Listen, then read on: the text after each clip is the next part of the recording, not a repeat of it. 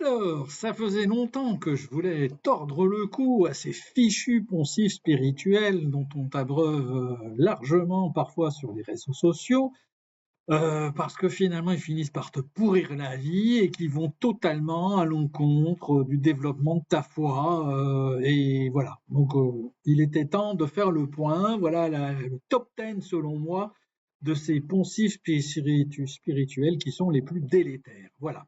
Alors, top 10, le dixième, tu es une vieille âme, les vieilles âmes ne se sentent jamais vraiment à leur place, les vieilles âmes se reconnaissent, tu n'es pas fait pour ce monde, tu as choisi cette mission avant de t'incarner parce que c'était suffisamment difficile, les vieilles âmes, finalement, on les reconnaît à leur sagesse, etc.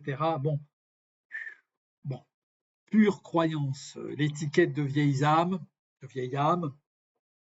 peut certainement réconforter quelqu'un qui se sent différent, hein, alimenter un sentiment d'exception. Ah, je suis une vieille âme, je suis plus évolué. Hein, conforter l'image d'une certaine sagesse pour certaines personnes qui seraient liées à et prétendument à la maturité de leur âme, mais aussi créer parfois des complexes de supériorité et renforcer un ego spirituel. Tu vois, le melon, pas possible, quoi. Voilà. D'ailleurs, si on s'attarde sur l'aspect sagesse, qui serait prétendument révélateur, moi je pourrais même te soutenir l'inverse, à savoir qu'une âme très expérimentée, elle pourrait choisir justement une incarnation particulièrement compliquée, particulièrement complexe, difficile, ce qui rendrait potentiellement sa personnalité extérieure parfois même plus conflictuelle qu'une autre, par l'accumulation des difficultés, des injustices de la vie, etc. Donc, ce ne serait pas forcément un signe d'immaturité, c'est ce caractère, le cas échéant, comme on peut dire, bien trempé, usé par la vie, mais au contraire, la conséquence de l'incarnation. Hein. Ça reste une spéculation bien métaphysique, bien évidemment, et pas une conclusion démontrable. On le voit bien. Voilà. Donc, c'est une question de définition. Une âme mature, je le rappelle, selon ma vision purement métaphysique, c'est simplement une conscience qui a sans doute est plus avancée dans l'harmonisation de ses polarités, donc dans la satisfaction saine des besoins qui y sont apparentés dans l'incarnation humaine. Voilà, point à la ligne. Elle a davantage intégré dans d'autres dimensions d'expérience, d'expérimentation. Ça, c'est une définition précise. Que beaucoup de courants ensuite utilisent le terme de vieille âme comme un fourre-tout, ça c'est évident pour désigner les gens qui sont un peu atypiques, empathiques, solitaires, spirituels, ultra perchés, etc. Voilà, ça n'a rien à voir selon moi avec simplement un parcours d'évolution, un niveau d'avancement dans un parcours d'évolution, dans un parcours d'intégration de ces polarités qui en aucun cas ne peut se mesurer, je dirais, au tempérament d'une personne, à son caractère ou à sa façon d'être. Voilà. Poncif numéro 9. Si c'est difficile, c'est que c'est pas aligné. Alors là encore, non, pas du tout. Je vais toujours revenir citer Scott Peck dans son ouvrage Le chemin le moins fréquenté, hein, qui dit la vie est difficile, la vie est compliquée, la vie est faite de souffrances, et c'est parce que l'on pense qu'elle devrait être facile que l'on souffre. Voilà, c'est tout. On peut être très clairement aligné sur son besoin, avoir identifié son besoin, être aligné sur la manière saine de le satisfaire, avoir des paroles et des actions qui sont congruentes par rapport à ça, des croyances qui sont effectivement congruentes elles aussi, et tout ça, ça peut demander de l'effort, notamment lorsqu'il va s'agir de sortir de systèmes de compensation, de rôles de compensation, d'addiction, etc. C'est simplement la confrontation à la dualité, à la vie matérielle, à l'environnement auquel on se heurte qui fait que ça va être compliqué, que ça va être difficile, que oui, ça va demander de l'effort, mais c'est pas parce que ça va demander de l'effort que ça va être un signe que ça n'est pas aligné, bien au contraire. Poncif numéro 8. L'univers conspire toujours en ta faveur. L'univers t'envoie exactement toujours ce dont tu as besoin. L'univers te teste. L'univers veut te faire comprendre que l'univers t'a envoyé un message. Alors, on touche ici à une distinction philosophique importante qui est de confondre un système de besoins, un système de loi, pardon, avec un agent intentionnel. Hein. Là, on est dans la vision purement anthropomorphique. Hein. Le mot univers, il est employé comme s'il désignait une personne, alors que non. L'univers, il choisit, il récompense, il sanctionne, il ne communique rien, ni personne. Hein. Si on définit l'univers comme l'ensemble de la création, simplement, et les lois qui régissent cette création, voilà, eh bien, la personnification, elle n'a pas de sens. Elle n'est pas une conséquence logique. Hein. Pardon, c'est une figure de style, ou une croyance. Voilà. Autrement dit, l'univers peut être vu comme le contenant, hein, comme l'ensemble du réel, comme la création, et il y a les lois universelles, gravitation, causalité, psychologie, biologie, interaction, autres dénominations, les lois universelles, qui décrivent son fonctionnement. Point. Mais cela ne démontre pas que l'univers possède une volonté, une intention ou une conscience unifiée. Voilà. C'est un peu comme dire la météo peut me rendre plus fort, ou elle veut me rendre plus fort en m'envoyant un orage. Non, la météo, elle produit des effets. La météo lui attribuer une intention, c'est purement de l'interprétation. Voilà. Donc en plus, il y a un côté déresponsabilisant avec cette vision des choses. C'est à toi de faire ce qu'il faut pour évoluer en symbiose avec ton environnement. C'est pas lui qui te manipule ou qui te dit ce qu'il faut faire. Voilà. Poncif numéro 7, si tu n'obtiens pas ce que tu veux, c'est que ton âme n'est pas prête. Alors là encore, le problème, c'est que tu vas attribuer une volonté à l'âme. Dire que l'âme, elle est prête ou elle n'est pas prête, ça suppose que c'est elle qui va décider de t'autoriser ou de bloquer certaines expériences. Mais l'âme, c'est pas un personnage. L'âme, c'est pas quelqu'un à l'intérieur qui prend tes décisions à ta place. Hein. Là encore, c'est une vision anthropomorphique, à nouveau. Hein. Je rappelle que dans Méos, la personne, elle exerce son libre arbitre. L'âme, c'est un vortex énergétique, c'est une singularité du tout, du néant, de Dieu, une émanation de Dieu si on veut. Donc une singularité énergétique qui est l'opposition d'un point de nudité avec l'infini. Cette singularité énergétique, qui est un paradoxe, l'expression d'un paradoxe mental qui est le néant, ou Dieu si vous préférez, eh bien, c'est simplement voilà, une manifestation énergétique. Elle a deux composantes. La conscience, qui est la distinction, le zéro qui se distingue du tout, et l'amour. L'amour, qui est la force de cohésion, de lien, l'infini, qui finalement s'apparente à la nullité, la seule chose infinie étant la nullité. Point. Donc, dans cette vision-là, on a deux forces qui finalement sont dans une danse, dans une coexistence, dans un mouvement énergétique qui aura vocation naturellement à s'émanciper, un mouvement énergétique qui va rejoindre, qui va se fondre dans le tout, qui va s'harmoniser dans le tout, comme tout mouvement énergétique. Voilà. Donc, il n'y a donc pas une âme qui dit non. Hein.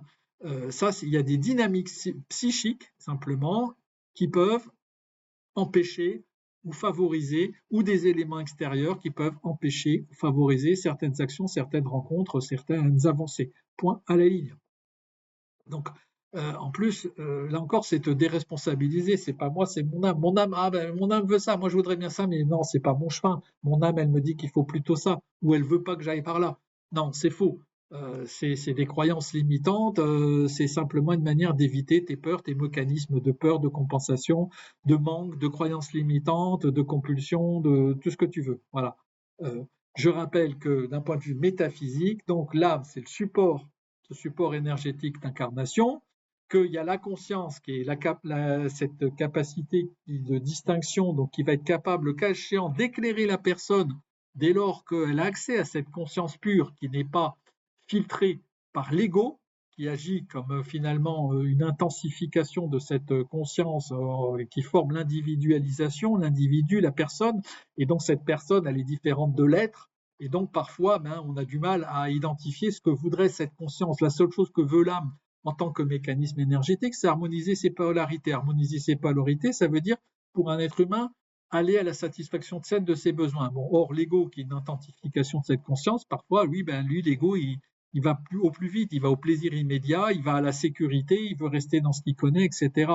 Donc, une manière simplement, la seule chose que l'âme pourrait dire, au mieux, c'est elle va rien imposer, elle va informer. Elle pourrait, avec l'analogie d'un GPS, à un moment donné, elle peut toujours, par le biais, on va dire, d'une forme de conscience qui est cet état de conscience supérieur qui est libéré de l'ego, on va dire souvent se libérer du mental comme on peut le faire dans un état de prière, de transcendance, de méditation. Cette conscience-là peut indiquer effectivement ce qu'il est totalement congruent avec la satisfaction de ses besoins, totalement congruent avec l'harmonisation de ses polarités. Voilà, c'est une information qui peut émaner de l'âme par le biais de la conscience dès lors qu'elle peut, à un moment donné, t'atteindre et qu'elle n'est pas polluée ou brouillée, je dirais plus exactement, par le mental. Voilà.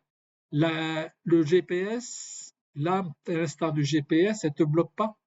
Elle s'adapte, elle te calcule, elle te donne toujours l'indication vers le cap. Voilà. Et le cap, c'est la satisfaction saine de tes besoins. 6. C'est ton karma qui veut ça. Alors là encore, problème similaire à ton âme n'est pas prête. Hein, on est encore, là encore et toujours, dans l'eau un petit peu l'anthropomorphisme, en ce sens qu'il y aurait une autorité supérieure qui te dicte ce qu'il faut faire. Voilà. On sous-entend souvent la phrase sous-entend ton karma t'envoie cette épreuve, ton karma te punit, tu dois vivre ça parce que tu l'as mérité dans une vie passée, parce que finalement tu ne peux pas échapper au paiement d'une forme de dette karmique. Eh ben non, non. Le karma, c'est pas une volonté extérieure. Hein. Le karma, c'est pas un tribunal cosmique. Le karma, c'est une mémoire de tes polarités qui ne sont pas harmonisées. C'est vraiment une mémoire de ton âme, c'est-à-dire ça mémorise ce qui n'est pas harmonisé, ça mémorise donc les besoins qui n'ont pas été satisfaits de manière saine dans une vie antérieure. C'est simplement au niveau du corps causal, hein, c'est d'un point de vue énergétique. C'est la mémoire des choses qui restent à harmoniser, des besoins qui restent à satisfaire. Voilà. Alors on peut, pour distinguer plusieurs niveaux, plusieurs manières de le dire, hein, le karma, c'est donc pas une cause qui agit à ta place, c'est un héritage d'information, quelque part, hein, cette mémoire-là, de tendance. L'objectif, c'est pas une punition, c'est toujours le même, c'est une évolution, c'est une indication d'évolution. La dette, ça serait donc moins une dette karmique plutôt qu'une sanction, une dynamique d'apprentissage ou d'intégration. Voilà ce qui reste à intégrer. Voilà ce qui reste. Mais c'est pas, il n'y a pas de dette karmique. Hein. Et le libre arbitre, surtout, reste central. Tu gardes ton libre arbitre. À la fin du compte, de toute façon, à la fin de l'expérience, on fait les comptes, on met à niveau les mémoires. On voit ce que tu as réussi à harmoniser, on voit les besoins que tu as réussi à pacifier, à satisfaire, et ce qui va être harmonisé, et puis ce qui reste à faire, ce qui reste à harmoniser d'un point de vue purement énergétique, parce que l'âme n'est qu'un mécanisme énergétique qui a besoin de s'harmoniser, qui a besoin de se dissoudre petit à petit dans son milieu classique. Voilà. Donc, il n'y a pas autre chose à dire. L'idée, c'est effectivement, quand tu es en ton âme, tu la contactes par cette conscience supérieure, et ça se fait par la déconnexion du mental, par des états modifiés de conscience qui peuvent être atteints soit par la méditation, soit par la prière, soit par certaines activités, parfois, où tu vas faire du sport, où tu vas faire de la marche, ou de la randonnée, ou ce que tu veux. Voilà. Poncif numéro 5. Change tes pensées, ta vie changera. Ta pensée crée ta réalité et par extension, si tu vibres le manque, eh ben, tu attires le manque. Ben oui, la pensée participe à la polarisation énergétique, à ta polarisation énergétique et donc à la magnétisation, parce que tu vas attirer. Mais elle est loin d'être la seule. Hein. C'est un phénomène global, cette polarité énergétique, elle est globale. Alors, il y a quand même plusieurs travaux, sinon des preuves, en tout cas des travaux qui se rejoignent, des travaux qui ont été faits dans le domaine du développement personnel, de la psychologie comportementale, en psychosociologie, en programmation neurolinguistique, en biologie cellulaire, et même en neurosciences ou en sciences physiques appliquées, sciences physiques quantiques appliquées.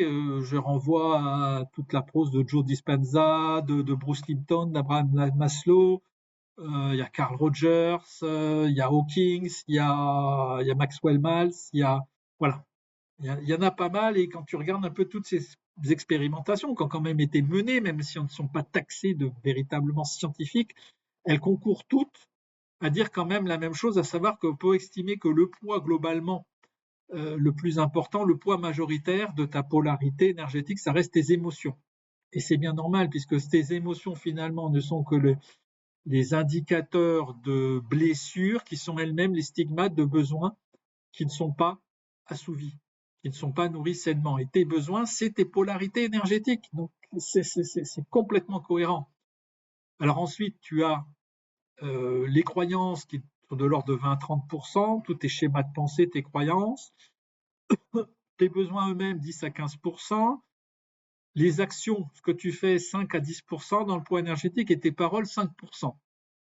Donc voilà, ce sont des expressions externes. Donc en gros, on voit que le plus important, ça reste quand même tes émotions. Hein. Donc ce que tu penses, c'est pas forcément ce qui a le plus de poids. Ce qu'il faut retenir finalement que, bon, et même tes émotions qui sont refoulées, elles existent quand même, et c'est bien normal, c'est toujours le témoin de besoins qui ne sont pas satisfaits, qui sont intrinsèques à ta nature énergétique, les besoins étant, je le répète, les polarités de l'âme harmonisées. Je me répète, mais c'est vraiment important. Donc voilà, donc même refoulé, c'est présent, c'est prépondérant, et voilà, et même si tes croyances, tu ajustes leur intensité, les actions, les paroles vont amplifier ou atténuer la vibration émise, mais qui va être majoritairement celle teintée par tes émotions. Voilà. Donc, l'intention, non, ça ne change pas juste parce que j'ai une pensée positive ou négative, hein, ou une parole éventuellement positive ou négative. C'est une intention qui est globale et qui est liée globalement un petit peu à ton écosystème. Voilà. Alors, pensif numéro 4, tout le monde peut rencontrer son âme sœur, sa flamme jumelle. Alors, déjà, il n'y a pas une âme sœur, mais il y a un nombre gigantesque, alors pas infini, mais il y a un grand nombre d'âmes sœurs, et pas uniquement restreintes au domaine amoureux. Hein. Les âmes sœurs, globalement, c'est quoi? Les âmes sœurs, elles partagent une proximité énergétique qui sont issues de leur distillation primordiale du néant. Je dirais que les points de nullité originels, vous savez, ces points que j'expliquais, ces points de nullité qui s'opposent à l'infinité, qui à un moment donné créent une singularité énergétique qui fait que va naître ce vortex énergétique qui est une âme. Bon, mais il se trouve que voilà, la proximité de ces points de nullité originels font que les deux âmes, quelque part, naissent dans le même champ global, et donc il y a une vraie proximité énergétique. Leurs polarités, simplement, elles sont complémentaires. Et le fait que leurs polarités soient complémentaires, une qui va avoir un yin fort, l'autre un yang faible, et inversement, un yin faible, un yang fort, fait que ça va favoriser une harmonie naturelle et stable. Hein. D'où des relations humaines qui vont être marquées par une connexion qui va être douce, qui va être soutenante, qui va être pleine de compassion, parce que véritablement, elles vont avoir une telle proximité qu'elles vont réussir à se comprendre et vraiment à se compléter et donc bien à s'entraider. Voilà. Une vraie croissance mutuelle, donc, qui est possible sans heurts majeurs. C'est ça, des vraies âmes sœurs. Donc, elles peuvent partager une vision commune, spirituelle ou pas. Elles peuvent contribuer à l'équilibre d'un aspect de l'univers, de l'environnement, du contexte, de l'évolution collective, ou simplement par rapport à des besoins très personnels. Voilà. Et les âmes jumelles, alors les âmes jumelles, ça c'est un concept créé par le New Age. En revanche, bon, c'est beaucoup plus ésotérique. Bon, il y en a beaucoup qui y croient pas beaucoup.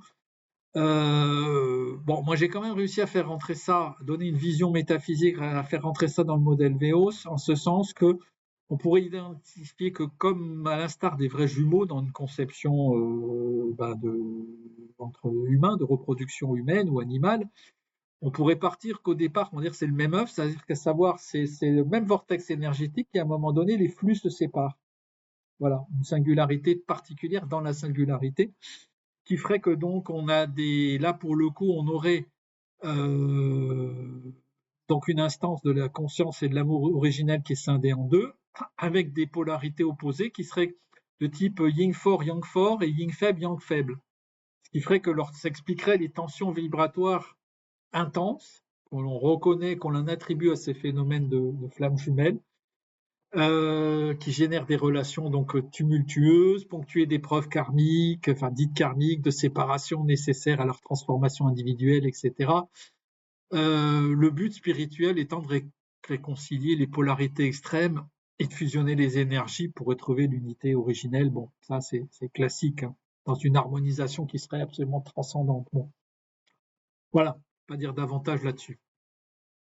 On arrive dans le top 3. Top 3. Il faut sortir de la matrice te veut pas de bien, elle veut pas que tu t'éveilles, la matrice elle veut pas que tu montes en fréquence. C'est encore bullshit, bullshit total. Je l'ai dit, pour moi il n'y a qu'une matrice, c'est l'esprit. La matrice c'est quoi? C'est le moule. La matrice c'est ce qui permet de créer. Or, qu'est-ce qui permet de créer une âme? Qu'est-ce qui en est le moule? C'est l'esprit.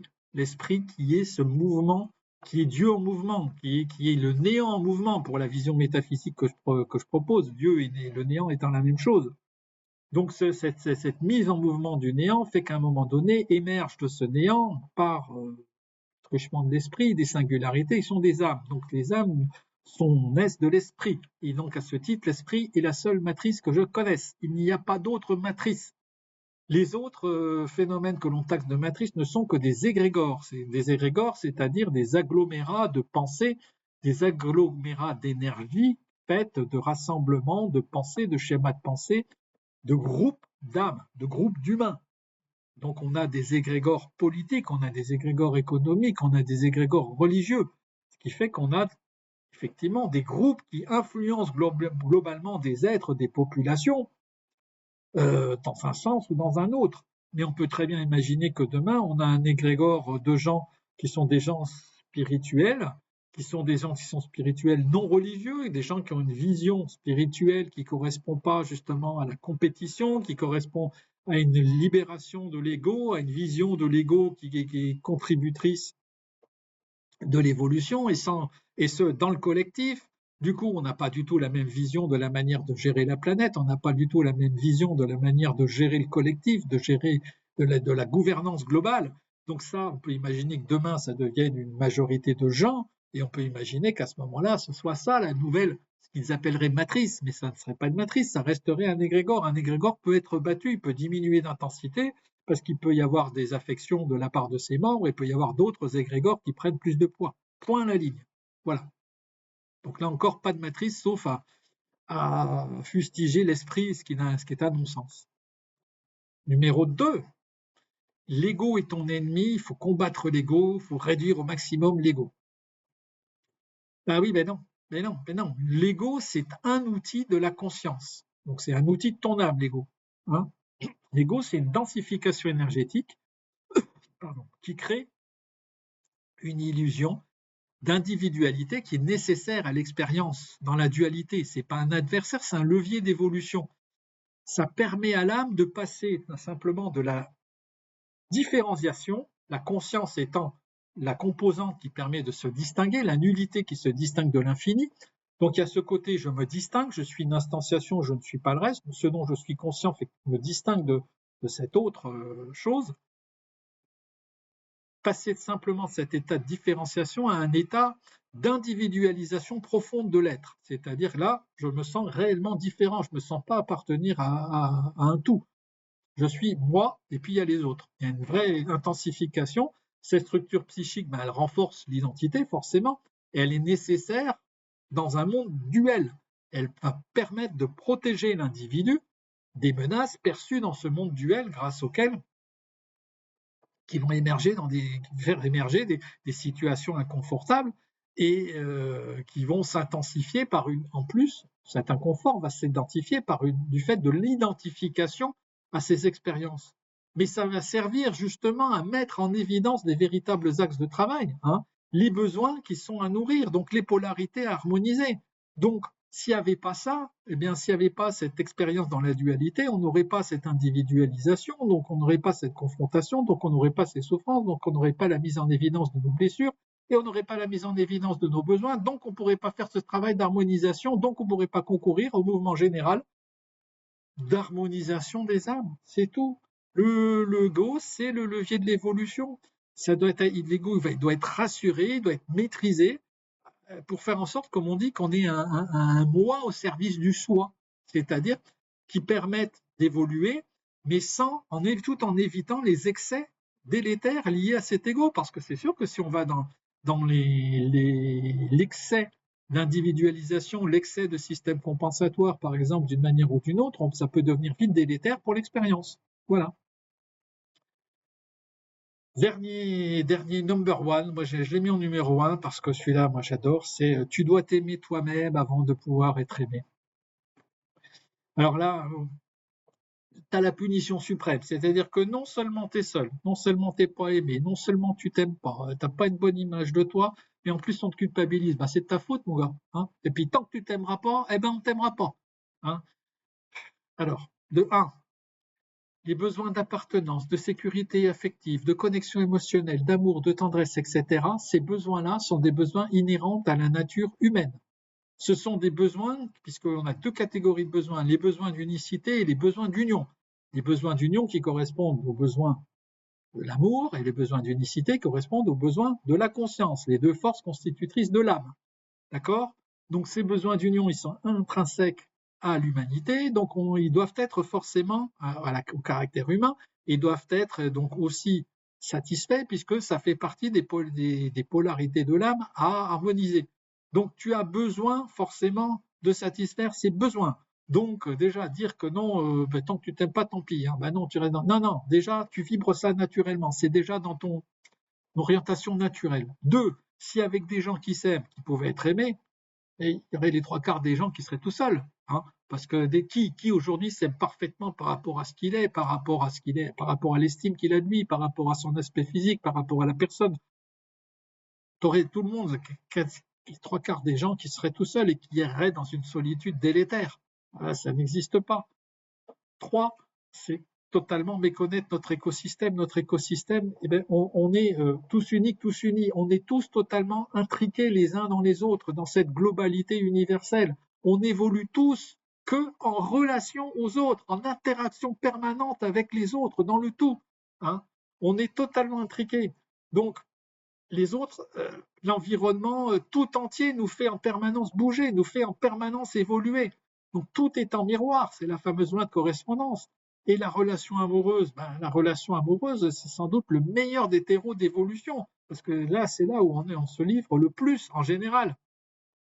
Donc, c'est juste une ineptie. Hein. Il faut te dire que tu rencontreras toujours quelqu'un, dès lors que tu as envie de rencontrer quelqu'un, tu rencontreras toujours quelqu'un à un moment donné qui va te permettre d'évoluer. Maintenant, puisque de toute façon c'est ton besoin, et à partir du moment où tu manifestes l'envie, tu auras toujours quelqu'un à rencontrer. Voilà. Maintenant que cette relation, elle peut ne pas forcément être pérenne, elle peut ne pas forcément être toujours riche, elle ne peut ne pas être toujours forcément épanouissante en termes de ressenti, parce que le cas échéant, cette relation, elle peut être justement, elle peut te permettre d'évoluer, donc elle peut te servir de leçon de vie, de leçon d'évolution. Donc elle pourra devenir éventuellement délétère et elle pourra prendre fin. Voilà. Mais qu'importe, le moment venu, pour toi, ça sera d'évaluer ce que tu as pu apprendre et puis de continuer à croire dans cette capacité à évoluer avec les autres et particulièrement à être aimé, à pouvoir aimer différemment, à aimer mieux, parce que le but du jeu, c'est comment peux-tu aimer davantage, avec beaucoup davantage d'intégrité, avec davantage de conscience, avec davantage d'éveil. Et tu pourras toujours aimer de nouveau et être aimé de nouveau dès lors que tu en auras l'envie, dès lors que tu en émettras le besoin. Et il y aura toujours quelque part, quelqu'un pour t'aimer à un moment ou à un autre. Voilà. Bon, je crois que je les ai à peu près tous abordés. Il y en a peut-être d'autres qui ne manqueraient pas de fleurir ici ou là.